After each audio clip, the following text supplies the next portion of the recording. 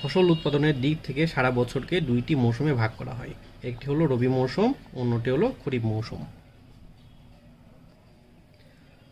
রবি মৌসুম শীতকালীন ফসল উৎপাদনের সময়কে রবি মৌসুম বলা হয়। কার্তিক মাস থেকে ফাল্গুন মাস পর্যন্ত সময়কে রবি মৌসুম বলা হয়। ফুলকপি, বাঁধাকপি, টমেটো, শিম, আলু, মূলা ইত্যাদি হলো রবি শস্য। খরিফ মৌসুম গ্রীষ্মকালীন ফসল উৎপাদনের সময়কে খরিফ মৌসুম বলা হয়। খরিফ মৌসুম দুই প্রকার, একটি হলো খরিফ 1 এবং খরিফ 2। চৈত্র থেকে জ্যৈষ্ঠ এর সময়কে খরিফ 1 বলা হয় এবং এই সময় হলো গ্রীষ্মকাল। কাঁকরোল, ঝিঙ্গা, চিচিঙ্গা, পটল ইত্যাদি হলো খরিফ মৌসুমের শস্য।